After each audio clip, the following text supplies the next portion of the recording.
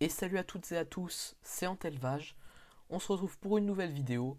Ceux qui sont là depuis longtemps sur la chaîne savent que dans cette même série de vidéos, je vous avais parlé des fourmis esclavagistes. Ces fourmis parasites d'autres espèces de fourmis. Et bien dans cette vidéo, je vais vous présenter d'autres espèces d'insectes. Ce ne sont pas des fourmis, mais qui eux aussi profitent du confort qu'offrent les fourmilières pour survivre. On voit ça juste après le générique.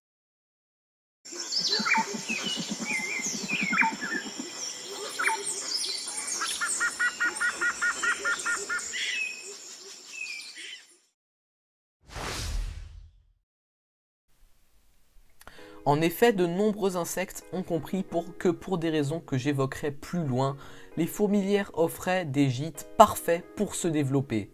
On appelle les insectes qui font cela les insectes myrmécophiles. Si certains ne font pas de mal et sont même bénéfiques parfois pour les fourmis, certains peuvent se montrer très dangereux et même représenter une menace pour les fourmis. Commençons tout de suite par la présentation de quelques-uns de ces individus. Commençons par une petite bête qui ne fait pas de mal. Je commencerai par parler de Palatifrus hoffmannseggi, qui est un petit cloporte que vous avez sûrement déjà observé en voulant soulever une pierre pour observer des colonies de fourmis dans la nature. Car il est très commun chez de nombreuses espèces et on le trouve notamment chez les genres Lasius et Tetramorium par exemple. Il mesure environ 5 mm et se nourrit principalement de déchets de fourmis et de végétaux en décomposition. La vie au sein des fourmis lui offre ainsi protection de la part des fourmis et nourriture. Il ne touche ni au couvain ni aux fourmis adultes, ce qui ne le rend pas dangereux et même peut-être bénéfique car il participe au nettoyage des fourmilières. Comment fait-il pour ne pas être agressé par les fourmis? Eh bien, vu qu'il passe le plus clair de sa vie dans les fourmilières, eh bien, il prend petit à petit l'odeur de la fourmilière et des fourmis qui y vivent, ce qui fait qu'il prend leur odeur coloniale et les fourmis ne la calculent plus comme étant un ennemi. Donc, elles ne l'agressent plus. Notez que cet arthropode, car il ne s'agit pas d'un insecte, peut se trouver en dehors des fourmilières car il n'est pas dépendant des fourmis, il peut vivre sans leur aide.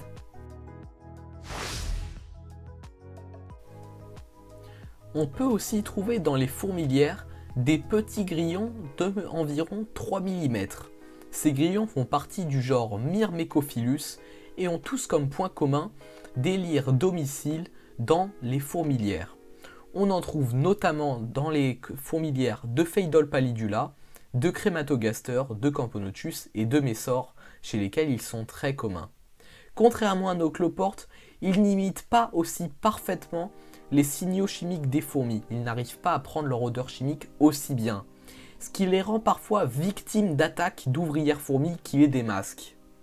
Dans ce cas, ils utilisent leurs pattes arrière très musclées pour courir à travers la fourmilière et fuir ainsi leur ennemi.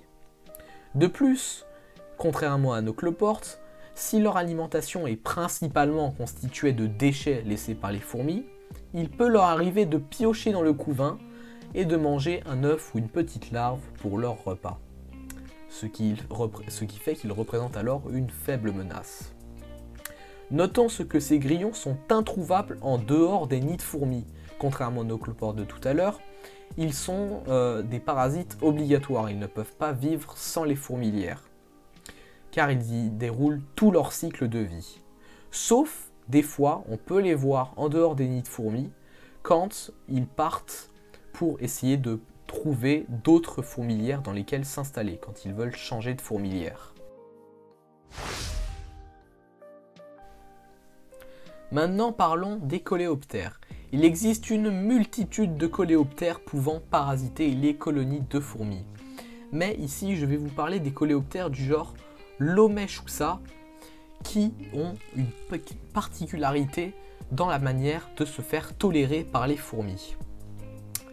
Chaque espèce de ce genre parasite à peu près une espèce de fourmi particulière. Ils sont à peu près ciblés. Les jeunes de ces coléoptères naissent en général à la fin de la belle saison et rejoignent des colonies en diapause pour réaliser leur développement pendant que les fourmis sont en état léthargique et ne se faire ainsi pas repérer. Lorsque le printemps arrivera, le scarabée aura atteint son stade adulte et possédera alors 3 glandes au bout de son abdomen, chacune produisant des substances ayant des effets différents sur les fourmis.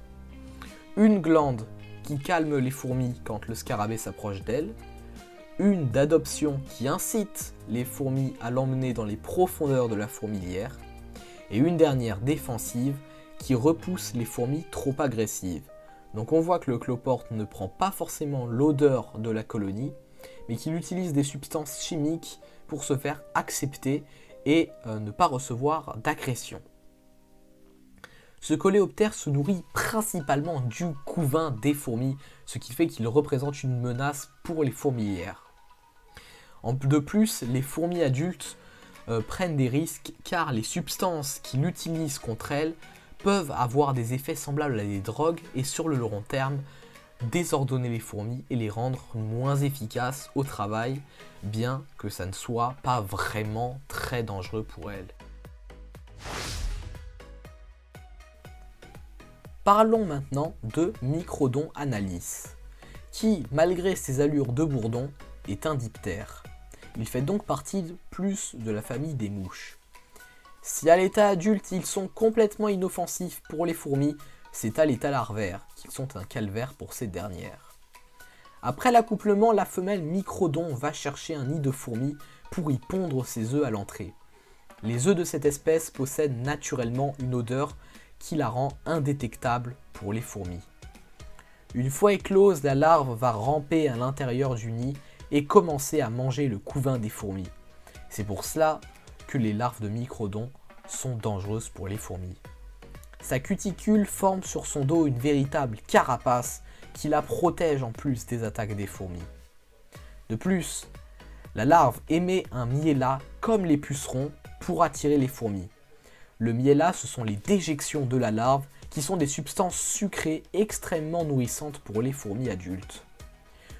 La larve va ainsi manger les larves et grossir pendant tout l'été, jusqu'à, quand l'hiver arrive, passer au stade de pupe. La larve va s'accrocher à une pierre, se figer et rester comme ça, dans son cocon, pendant tout l'hiver. Une fois au printemps, la Microdon adulte va pouvoir sortir et quitter la fourmilière pour vivre sa vie. Voilà, cette vidéo touche à sa fin. J'espère qu'elle t'aura plu. Si c'est le cas, tu peux la liker et me mettre ton avis en commentaire. Si étudier la vie des fourmis et apprendre même à en élever est un sujet qui t'intéresse, tu peux aussi t'abonner à la chaîne et activer la cloche pour pouvoir voir mon contenu spécialement sur ce thème et me soutenir surtout. Et sinon, je te dis ciao et à une prochaine vidéo.